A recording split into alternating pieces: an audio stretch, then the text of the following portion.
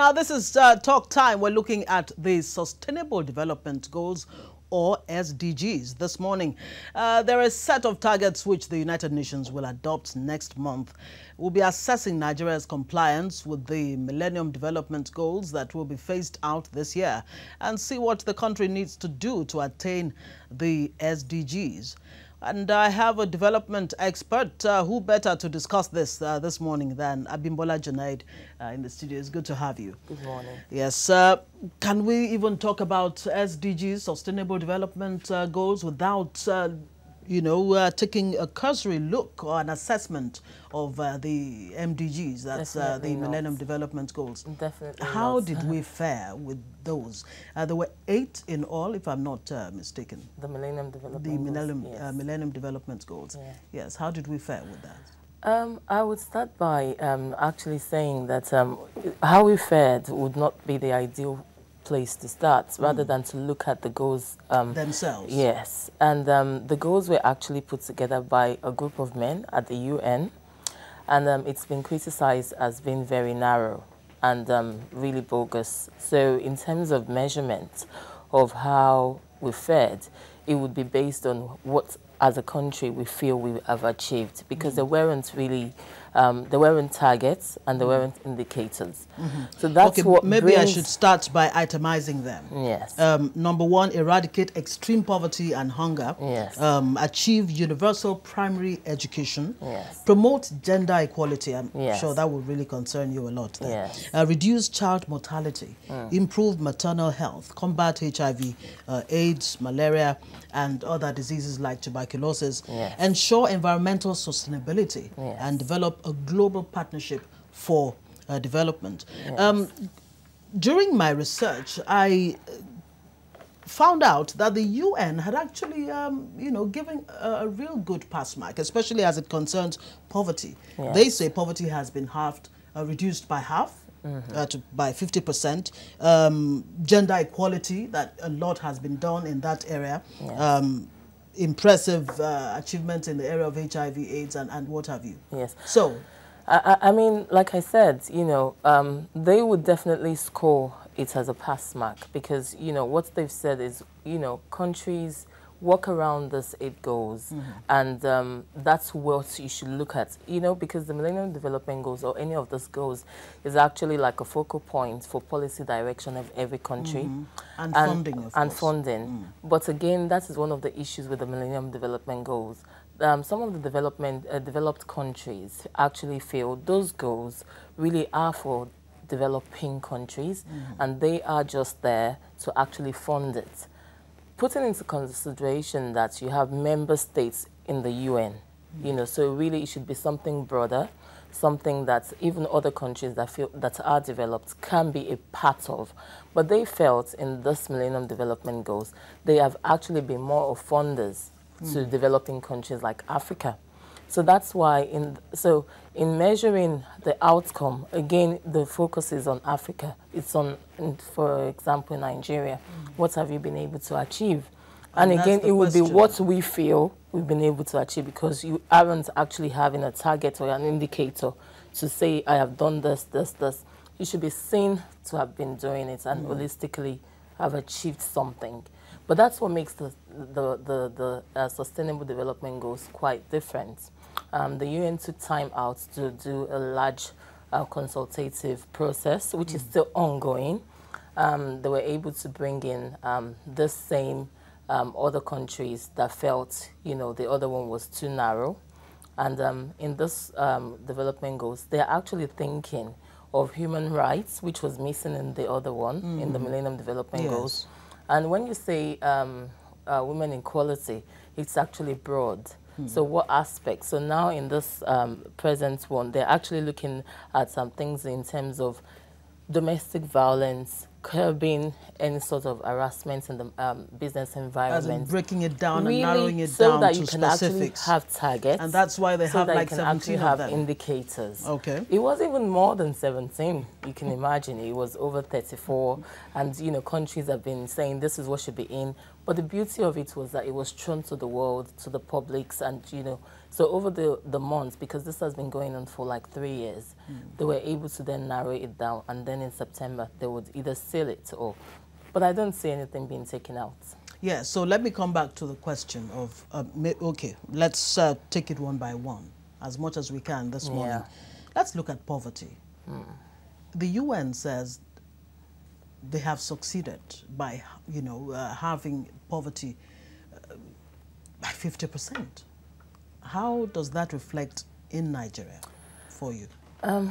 I would even ask you, how do you feel? Do you really feel that poverty has been reduced, or do you feel that there's tension for more? Because I think, for me specifically, I think that it's been a mixed development in Nigeria. Let's not forget that we've been a democratic government now coming up to probably 15 years. And in all of this, I will put in place systems that actually cater for the people. And we've gone away from the era of military regime or armories and stuff, which is what you used to be on the global stage. What you have now is human capacity development. It is the extent to which the average human being in your country is productive. So the question would be that, do we have the enabling environment to actually say the very first person you meet, or several people, you're meeting intellectuals, you're meeting innovators, entrepreneurs, and then you can truly measure. Because once the index for the national human capital development hasn't reached the minimum globally, then you could say poverty is reduced, because that means the impact on education is not felt. The impact on science and technology is not felt. So also would it be reflective in the healthcare system? So also would it be reflective in the sort of the quality of increments in salary, working hours? So it's a lot of indicators that it's not just, oh, poverty has reduced. Because you can see someone that was thin last month being fat, and you say, he has arrived. When necessarily you could not, that's not how you actually measure. Absolutely. So it's a general overview. Just hold that thought.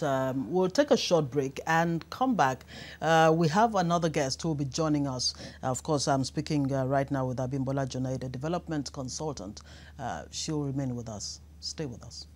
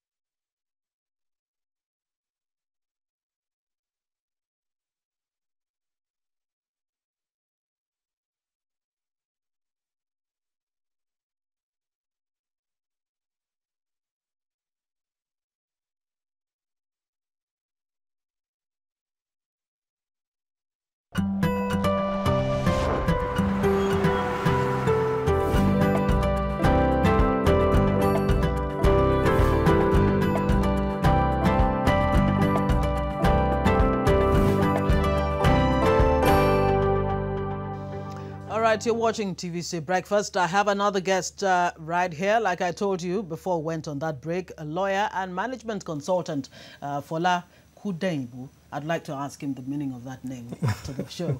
He's the Executive Director of Fountain Initiative for Social Development. It's good to have you this morning. Good morning. Maybe I should just start by asking you the same question I asked Ms. Junaid, even though she's a bit... you know, she feels we really have not fared that much, especially when you look at the indices. How do you think we have fared with the MDGs?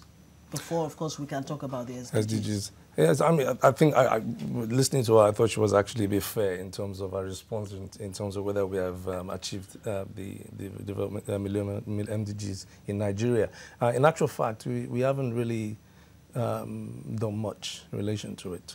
When you look at the scorecard in terms of the 8 indices and the progress reports as far as Nigeria is concerned, I think out of 8, there was something like no progress in about 4 of them, fair progress in 2 of them, and moderate progress in the other ones, in the last 2.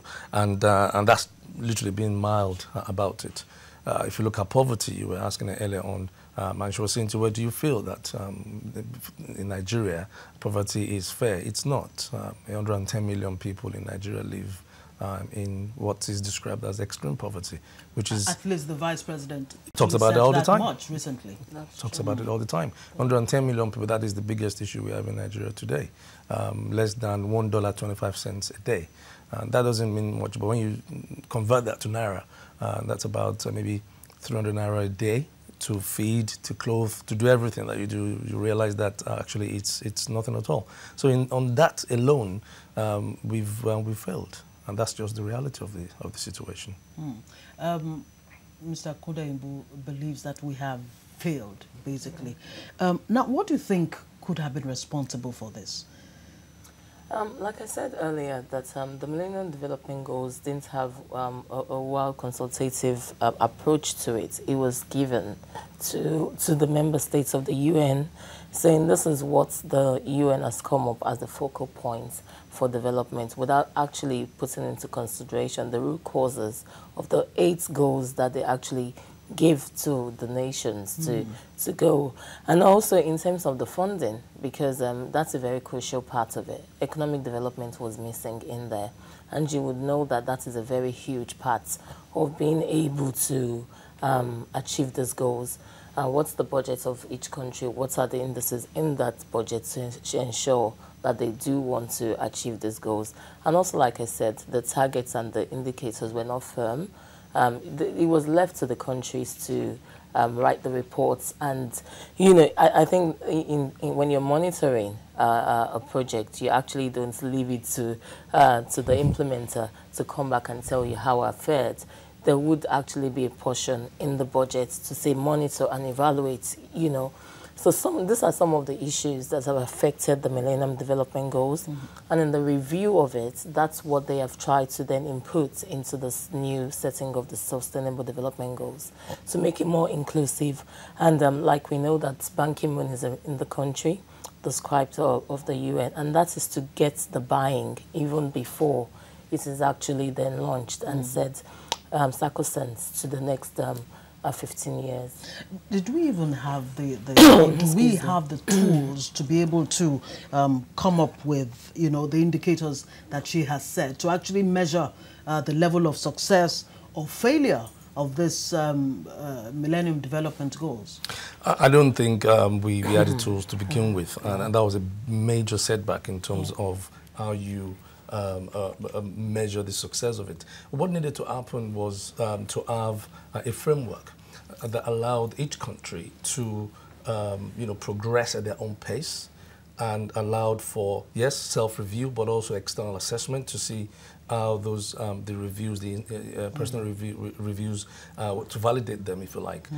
And so to set broad targets that each country would achieve these by a particular time, and not necessarily realizing what is happening in each of those countries and the regions, you were almost setting up those countries to fail. And that's why a lot of those countries never really took it seriously, because they felt that they were imposed targets, that they didn't really, especially developing countries. I think she mentioned earlier on the difference between developed and developing countries. And so they didn't feel that sense of ownership to it. And like you said, the tools that was needed, or that were needed to drive and sustain those goals were just missing. You can't just come in and say, okay, this is what you're going to do, and you're going to do it in this way, without necessarily saying, actually, these are some of the tools you could use to measure and track your success. And at the end of the day, it's not about saying if you've achieved these goals, okay, there was some funding attached to them. So it was, in some cases, people would say, oh, we've done this, so that they could get the funding in. So essentially, the incentives were external incentives, whereas what needed to happen was to have internal incentives, whereas people in the countries themselves felt a sense of achievement without necessarily thinking, oh, there is some sort of sweetener at the end of it. So there were no real tools available. I'm hoping that the SDPs will have the tools. I'm hoping that they'll be open to more dialogue, especially from the developing countries. Because quite frankly, we have the tools in developing countries to actually make those the SDPs that have been suggested now, to make them stick and to make them sustainable in the long run. Indeed. A key part of it, if I can say this, is around the global inequality. That wasn't really expressed in any way. Now, Goal 8 of the MDGs talked about setting up partnership development, partnerships with the private sector. No real progress has been made in that. Without making progress with the private sector, quite frankly, you're not going to get anywhere. The reason for that is very simple. Right now in the world, 85 of the richest people in the world own as much money as 3.5 billion people. That's half of the planet. So 85 people have as much money as 3.5 billion people. Now, by next year, the richest 1% in the world will own as much money as the rest of the 99%. So if you're not going to talk to the guys that have the 1%, what's going to happen? How would that rub off? So the partnership with the private sector needs to be much more stronger. They need to buy into it. They need to understand. If you go and talk to any chief executive, FTSE 100, Fortune 500, even the Nigeria Index, and start talking to them about the Millennium Development Goals or even the SDPs, they'll just be, oh, what are you talking about? Now, let me come back to you, Ms. Junaid. Speaking of governments, or this seeming attitude of the developed world, forcing these MDGs on countries in the developing world, like Africa, for example. Are you saying that the African leaders themselves did not even appreciate the need for these goals to be there and for them to actually implement them in the first place? That is why we're a sovereign nation. With a sovereign nation, that means that you have a vision of what you want your own country to be. You're in charge of your own army. You're in charge of your waterlands and all of that. So there is really little or nothing that the developed world can do in terms of any sovereign nation really ascribing to this. That's why I said they can't actually use a cane on them and said you haven't achieved it. But that again puts the question back on us, that how prepared are we to lead the continent as Africans, as African nations? What has the UN, what has the African Union proffered as an alternative? And also, let's even say that's Africa. Let's narrow it down to Nigeria in itself. What's the National Development Plan? Are we also following it in terms of the indices? Are we reviewing it? Are we sticking to it? Or are we busy looting and not seeming to be interested in developing our people and the capacity, like I mentioned earlier?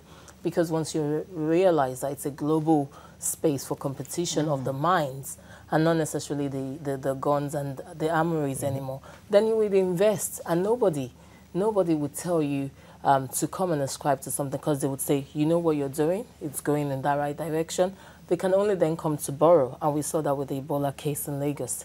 They would then come and learn the practices here. and transfer it to the world. And it is until Africa is ready to take that up on themselves to show the world that we know what we want for our people and that we're actually developing our people before that respect comes. And I will tell you critically that to be sincere and to be very fair, without the aid money that comes in to implement many of these goals or every other goals that we have as a country, I wonder if we would really have those indices that you mentioned earlier. So that shows you that we're still relying, we're relying so much on funding from outside.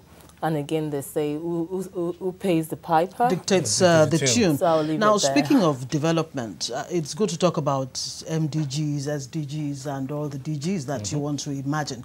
But how much can we really achieve without human capital development, which she has, pointed out? That really should be the foundation on which this, policies or goals or, should stand on. Absolutely. I mean, again, just to quickly talk about the government issue you were saying earlier on, one of the goals of the original Millennium Development Goals was actually to look at the issue of debt relief. And so a lot of different definitions were given to countries in terms of highly indebted, and some were moderately indebted, and all of that. And so what happened was there was a mechanism to help eradicate, in some cases, and write off the debt of a lot of developing countries, including Nigeria. We all know what happened in terms of the debt relief that Nigeria had at the time, which basically meant that if the money they were using to service the debt was supposed to go into other development areas, so that you are not spending 25% of your GDP on debt servicing and all of that, which was really crippling for a lot of the countries, including Nigeria.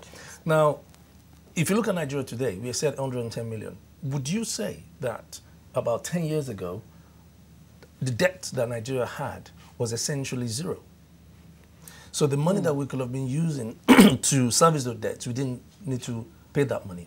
So essentially, we're starting on a clean slate, if you can call it that. Yeah. And then when you come back to 2015, and we're seeing that 110 million people are still living below poverty line, then it made no difference to those people whether the debt had been written off or not. And so that was the carrot, if you like, for some of the governments African governments to take on board the Millennium Development Goals, because it meant, and certainly in Nigeria's case, it meant that some of the debt could be written off. Now, some countries had their debt written off, and they decided to use the money judiciously. In other words, they started investing in that human capital that you're talking about, the people. Essentially, if you don't invest in your people, you're not really going to get to where you want to go. Now, one of the critical goals within the MDGs was around primary school enrollment. Yes. Most countries did fantastically well, including Nigeria. Including Nigeria. Okay. The UN says we achieved almost 91%. Yeah, but the problem with quite that, high. But the problem with that is a lot of effort went into primary school enrollment. Now, let me tell you, in 2012 in Nigeria, 19 million children were enrolled into the primary school. In the same year, only 5 million were enrolled into GSS 1. So somewhere along the line, you've lost 14 million children. So what is happening to those 14 million children year in, year out? So a lot of effort is going into school enrollment at the expense of secondary school, junior secondary school in the case of Nigeria, senior secondary school. And within the junior secondary school and senior secondary school, you lose another million. So 19 million children enrolled in the primary school. Only 4 of those were actually taking the West African examination exams. So you've lost, in the system somewhere, you've lost 15 million people. 15 million. So we really need to go back and look at the whole education and human capital development, if you want to call it that, from afresh, literally, in terms of what education actually means. Does it mean going to school, going to a university or somewhere and getting a certificate? Is it about learning? Is it about lifelong learning? Or is it really about acquiring skills that you need? For me, I'm not really impressed about whether you have PhD, MS, or whatever. What I want to know is what skills do you have? What can you do? So we really need to go back and understand what that means in terms of our human capital development. And that's what we are focusing on right now. So what should it really mean for us in Nigeria? Well, are you talking in terms of the... Speaking of, human capital development vis-a-vis education, like he has said, what kind of education are we talking about? And how do we prevent the whole 15 million, for example, falling through the cracks? He gave us the answer, which was basically to say that we shouldn't actually focus on probably the formal sector education, which is a degree, and we should actually encourage all kinds of abilities, the technical aspects of it. You see the competition, the competition between the polytechnic and the university graduates and all of those things. It shouldn't even be the problem. It should go side by side because you need those skills. And then, of course, we should even be able to develop our local content. There's nothing bad if we actually maximize what we have, which is made in Nigerian products, and we're practicing using what we have within our natural resources, in terms of local economic development plan. And once we're looking within and not necessarily outside, then you will reduce costs. You're really using the capital that is here. It will be cheaper, and it is sustainable in that real world of it. But if it's still going to be what's happening in America is what the model we're going to be transferring here, it wouldn't work. And this would take dedicated governments to put that in place. And of course, resilient people, because you need the skills of the people, you need the diversity, the orientation in mind. It's not something overnight, but of course, what's also very crucial is to lead by example. You can't tell anyone to do something when you're not practicing it yourself. Absolutely. Now, let's come back to something you mentioned earlier. I don't want to forget that. The Africa Peer Review Mechanism, which could have played a big role in ensuring that governments like Nigeria, actually live up to at least a large percentage of these MDGs. Again, the Africa Peer Review Panel was essentially set up to give almost like kind of a bodying, mentoring kind of scheme to say, okay, I'll see what you're doing, you see what I'm doing, we look at it. And for me, again, it's one of the deficiencies of the framework, as you mentioned earlier on, that, in terms of the self-assessment. Because actually, if you say that I'm doing very well and I come over to you in 6 months' time, the chances are, oh, actually, yeah, maybe you are doing not too bad yourself. And that may not necessarily be the case. Yes.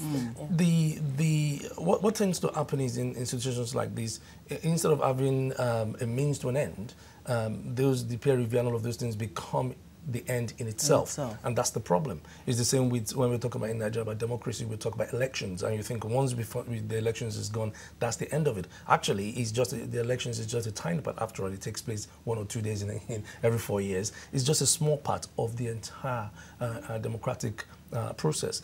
And so the review panel was there. I felt that it needed to have been more robust. I felt that it needed to have been much more challenging, if you like, in terms of the review. But it was for me, it was just too cozy to actually deliver the messages that those countries needed to hear. So for me, it was just something that perhaps a missed opportunity. All right, we have our first caller, Samuel from London. Good to have you on the Breakfast Show this morning.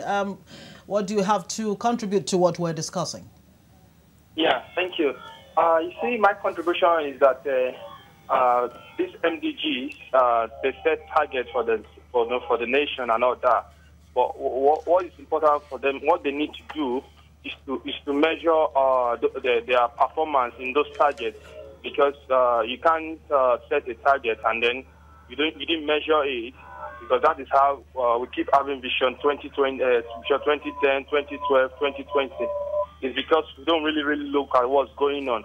So my contribution is that some of these MDGs, they should look at what they plan, what is on ground for the country and what they expect to see, and then look and measure what they've achieved so far, and then see how they can do some kind of adjustment to the plan so that it's going to be achievable, because it's one thing to make a plan and it's another thing to execute it. And as well, our leaders as well should try and make sure that they practice what they say. You can't say, oh, you want to do this for the country. At the end of the day, you are working against that plan. behind. Yeah, thank you. All right, thank you very much, Samuel, calling there from London. I guess he's saying, you know, the SWOT test should have been applied to this MDGs. Of course, we're still going to talk about the SDGs, Yeah. you know, but how important is the role of the private sector, really, in making sure that moving forward from, you know, with the SDGs, that some of the failures noted with the MDGs brought to a minimal level? It's so essential to the goals, because you see, the role of government is to create an enabling environment and allow the creativity and the innovations of the minds of the people to then go into the markets and be able to fund it, come up with ideas of funding. He talked about the percentage of the most wealthiest in the world. We shouldn't start our relationship with them based on the money they've been able to acquire, because of course, but what we should be looking at is how many more of those people can we build. For example, when we talk about the goal in reducing mortality deaths and stuff, it's not going to be because the government says marry one wife, have 2 children, and that's what would reduce the deaths. But we're talking in terms of, is the hospital funded? Do they have the necessary equipment for this world of today? And can they function as a system on its own? All right, we'll come back to that. Joshua is calling us from Niger State. Hello, Joshua. Good morning. Good morning, and good morning, all the panels. Good morning. And people over the bench. I want to really start this very way. I want to ask this question. What are we sustaining? We said Millennium Development Goal. A country whereby even a child born today is already corrupt. A country whereby even if you will send a child to do something for you, we demand for something, kickback. A country whereby everybody, one way or the other, we want something in return for every act of good maybe the person has done. You'll discover such country cannot move forward. Except this issue of corruption is dealt with, and dealt with even on to the taproots. I'm telling you the fact, we are not going to go anywhere. Yesterday I was reading somewhere, maybe one of these, either prime time or something on the internet. One borehole during this MGG something was dug for 154 million naira. One borehole. Just to dig one borehole, 154 million naira. So now look at, over 10 years, this very MDG or something has been in existence. Let's just see the massive level of corruption that has really taken place in this. All right, thank you very much, Joshua. Thank you, Joshua. Joshua from Niger State there. Now, can we talk about the failures of the MDGs without the good old corruption? He is saying that until we tackle that, we cannot go far. Well, that's of course, that's true in the sense that if you have a lot of leakages in the system and there are systemic problems and leakages, it doesn't matter how wonderful the opportunities are, it doesn't matter what the ideas are, you would always have a problem in terms of doing that. But don't forget, the Millennium Development Goals is not just for Nigeria. All the UN countries, all 193 or 89 at the time, all signed up to it. And some countries made some progress in terms of using the opportunities that were presented. So if we don't deal with the systematic leakages that we have in Nigeria, then of course there's always going to be that problem. The leakages themselves, and if you look at the private sector, and she was beginning to talk about that, they also have to operate systems. But what they do in the private sector is to put a lot of checks and balances in those places. It doesn't mean that there are no leakages, but they try to block those leakages and minimize them. So that you know, there's confidence in the system. You have the banks and all of these organizations. why can't we do the same in the public sector, for instance? So it is about blocking the leakages. If you leave a child, if you leave a jar of cookies or sweets with a child and go out and say, oh, don't touch the sweets, you know that the chances that the child at some point will be so tempted to at least, put his hand or hands in the jar and have that. Basic human instinct. Just basic human that's what instinct. you need to have those leakages, monitoring, block those leakages. I mean, somebody was saying to the American, I was reading the other day, I think at the weekend, the American ambassador was saying that, look, yes, we will see what we can do in terms of helping to recover some of the stolen goods, stolen money, but it's going to be very difficult. And it was just being, honest to say that, look, don't think that 150 billion or thereabouts will be sent back to Nigeria. The same question was asked of the UN Secretary General when he came, and he said, well, look, the UN does not have either the legal backing or the operational systems in place to recover stolen goods. All we can do is just use, little persuasion to say, well, can you help them? The UN does not have the mandate and the systems to do that. The question is, how were the money stolen in the first place? And, you hear all these massive amounts of money as if they are just, pieces of wallets, pieces of notes that you can put in your pocket. $150 billion, I wonder if it's not just a conservative figure. I think it's a lot more than that. Because that's over the last that's over the last 40 years. Let's see, how can we get the private sector to really drive these goals? I mean, especially, let's come to the Sustainable Development Goals. Looking at it, it almost seems quite ambitious, really. It is. It is, right? Yeah. How can the private sector really buy into this? Because how much can government really do at the end of the day? Yes, like I said, with the Millennium Development Goals, the nature of development itself was actually overlooked. Because if you don't call me to the table when you're designing, why should you call me to implement and just ask for my money to implement? We always miss out the private sector at the very beginning.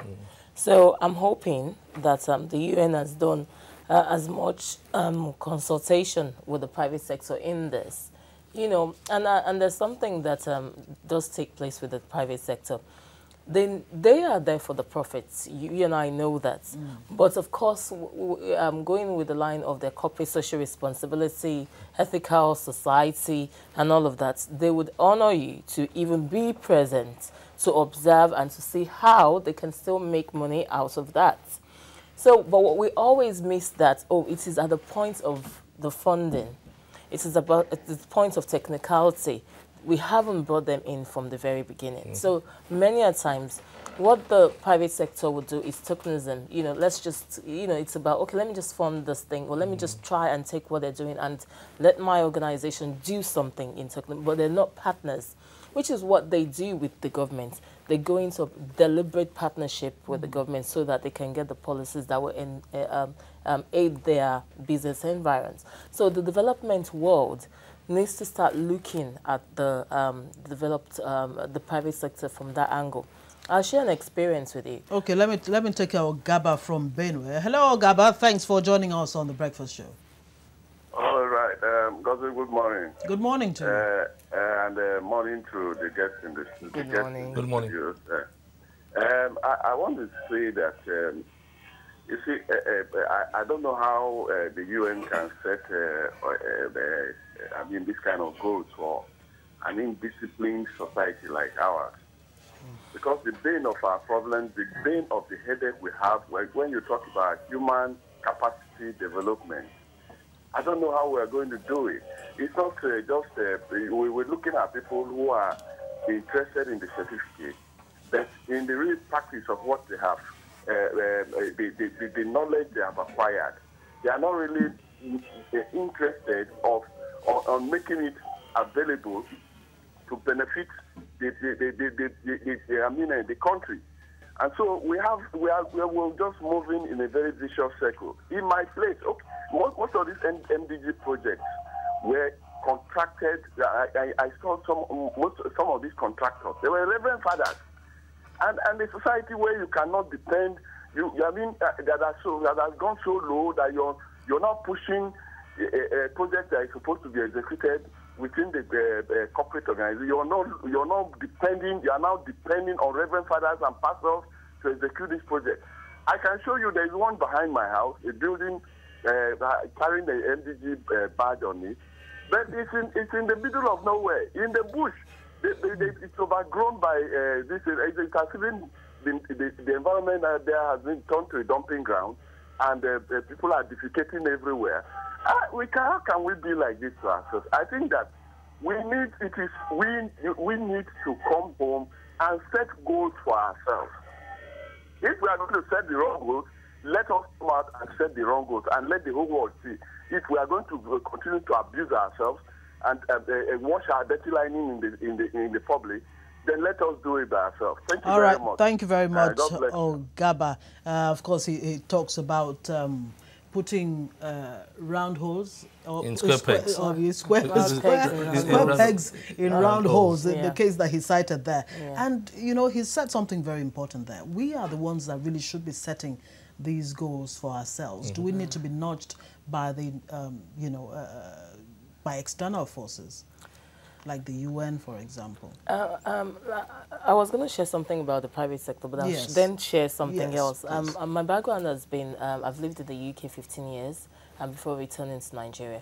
And I'm also a UK parliamentary ambassador. That means I've worked in the UK Parliament, and now I'm meant to promote the workings of parliamentary setting. But what I want to bring to you is that there's something called the beverage law. And this is about an MP in the UK, and that's how they came into the welfare system. It's like looking at the country after the Second World War and saying things are really bad.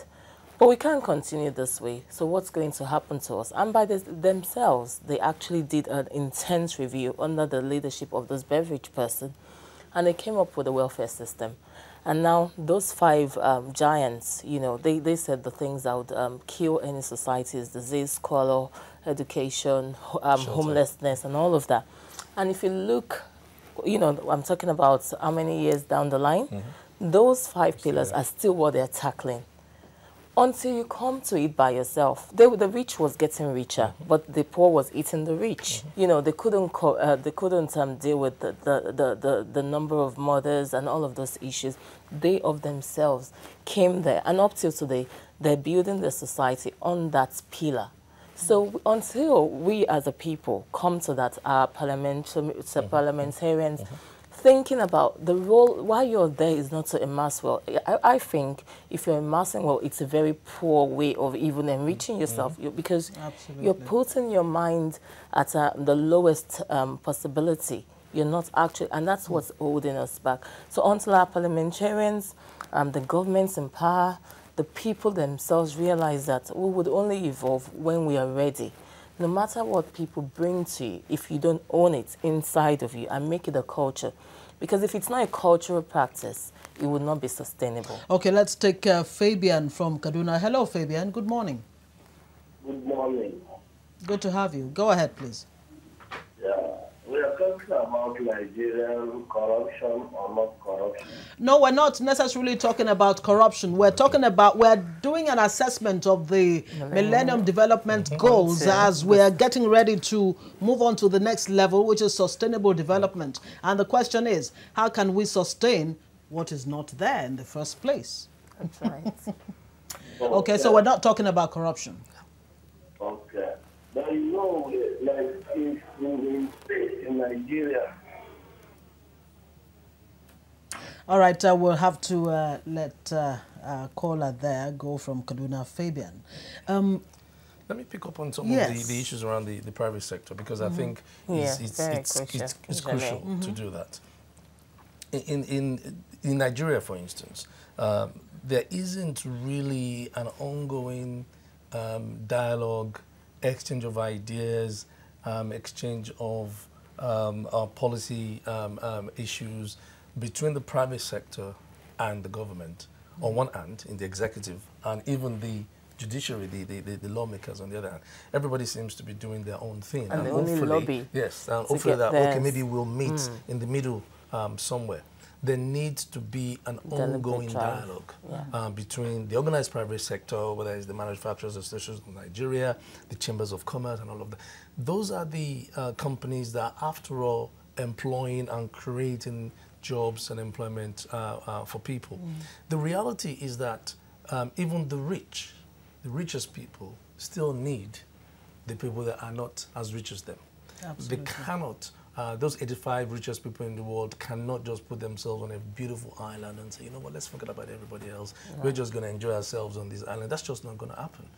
And so there has to be something that allows them to be able to have that dialogue and contribute and also measure their own input in terms of development. In Nigeria, that doesn't happen as much. Or even if it does happen, it is not seen to be happening.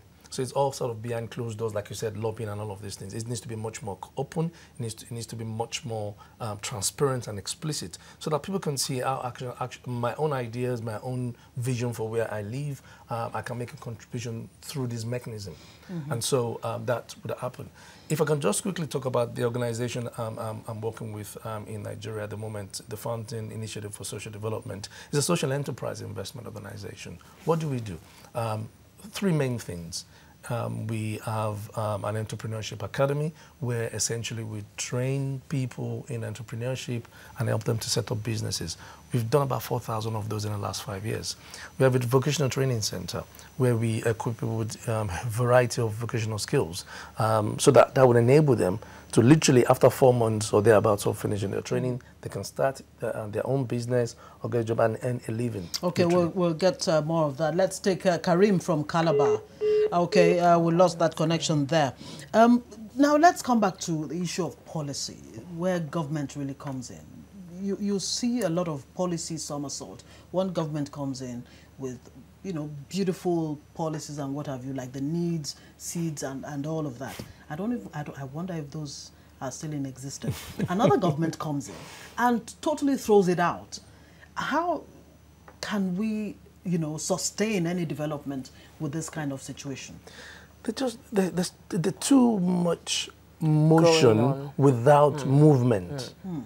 So it's all, yes, I'm just moving, I'm in the same place, I'm just moving. There is a lot of motion, no movement. So a lot of organizations do things because well, government says maybe we have to do it, maybe we should do it. There was a time the government had a fund. The banks had to put X amount of their profits into a fund that was held by the central bank. That was about 10 years ago.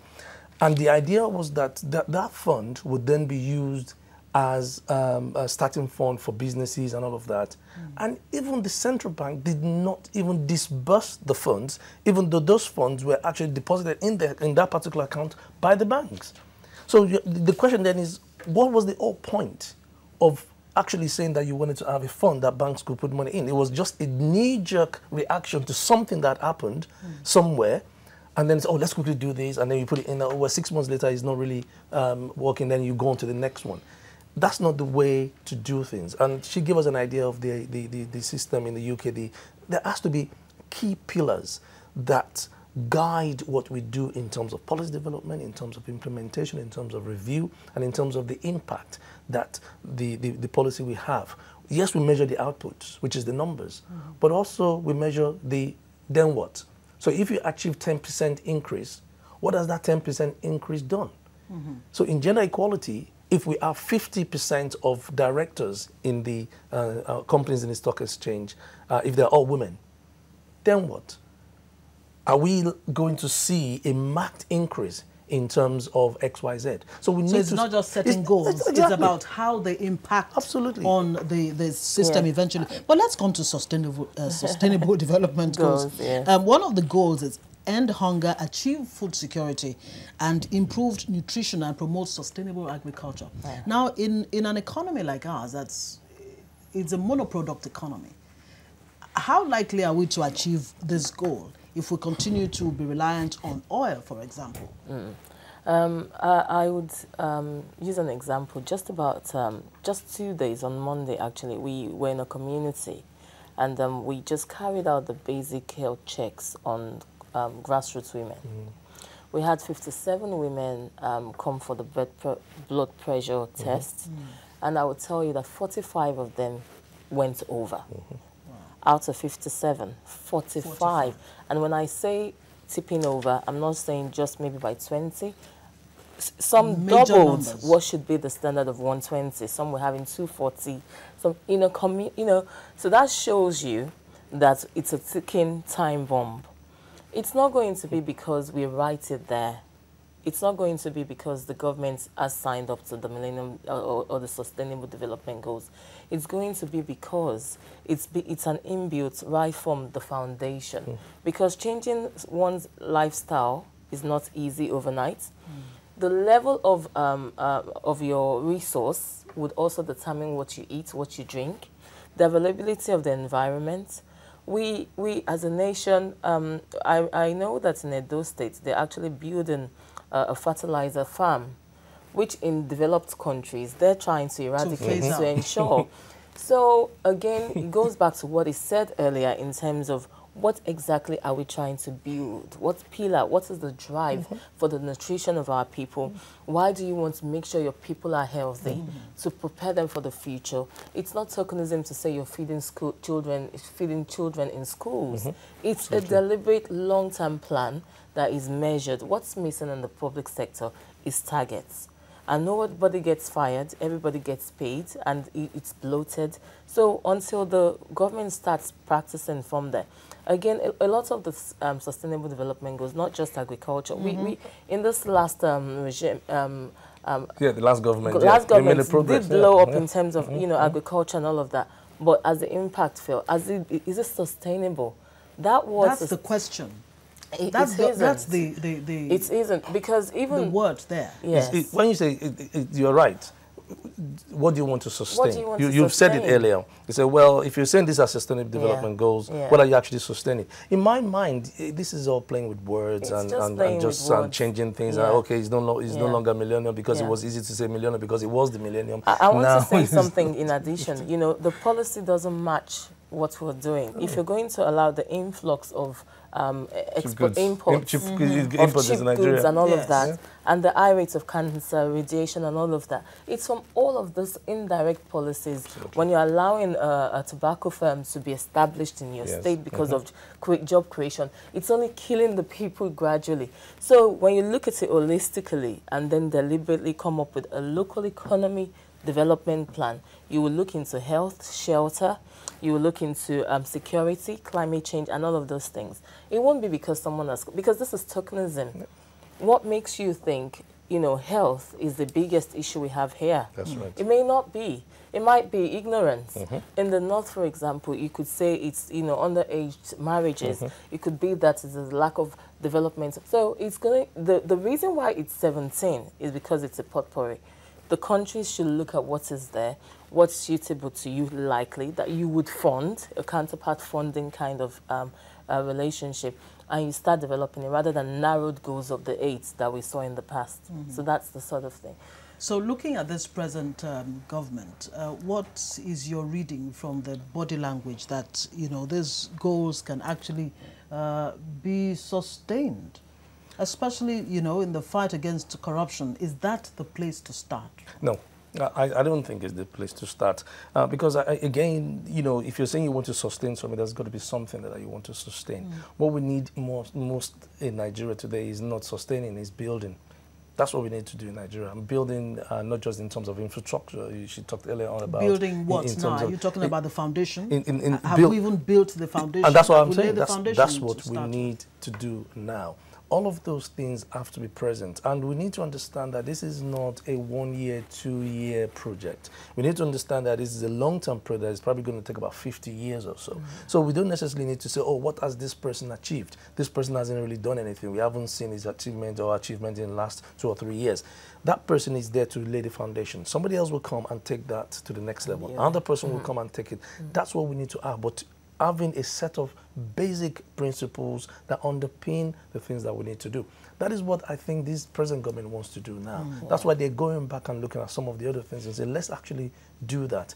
The sustainable development goals are there. They might have a cursory look and say, actually, that's okay, but almost ignore it in my mind. Let's just go back to the basics and do the things that we know are relevant to us, the things that we know would work for us as a country. Let us have our own plan. if some of those, or if our plan meets some of those indicators or targets within the SDP, all well and good. If they don't, it doesn't make any difference. If we are developing at our own pace and dealing with the priorities that we need to deal with, like I said earlier on, in Nigeria today, education is a key thing. Because if we don't have the educated population, then even the private sector themselves, where are they going to get the people that will be working in their businesses in the next 10, 15 years? So they need, it is in their own long-term interest. It is in their own long-term commercial interest. What the private sector actually need are credible platforms, credible people, organizations and partners that they can work with, that they trust, because trust is the biggest social problem that we have in Nigeria, because we don't really trust one another. And so if we can build that, the private sector will come in. So we don't really need, in my mind, I don't think we need to really worry so much about the And SDGs. another quick thing that I need to add is, you know, participatory governance, which is the people's engagement. You know, you only see government engage the people during elections and campaigns, but it's cheaper anywhere in the world. It's cheaper to engage the people, you know, carry them along with the policies. That's truly where sustainability lies. Because if it's not something developed around the people, their local entity, their mindsets, and you're all growing together, then it's almost impossible. What you see happen is that policies are developed and then harassment and force is still used in a democratic setting to enforce.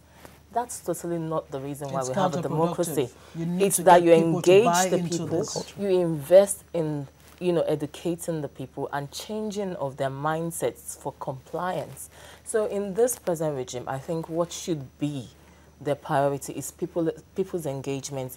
You should engage people, tell them what is happening, throw it out to the people in terms of town hall meetings, surveys. Listen to the people. You will find the solutions to the problems from them that they will comply to. But if it's still going to be, you know, the attitude of the military, which is replace the order, then forced to enforce, everybody becomes so aggressive, and you're not sustaining there. Let so them people's own engagement. the problem, Absolutely. and they will own Okay. the solution. All right, on that note, we'll have to call it a date. Let the people own this policy so that we can actually sustain this development that we're talking about. This is TVC Breakfast.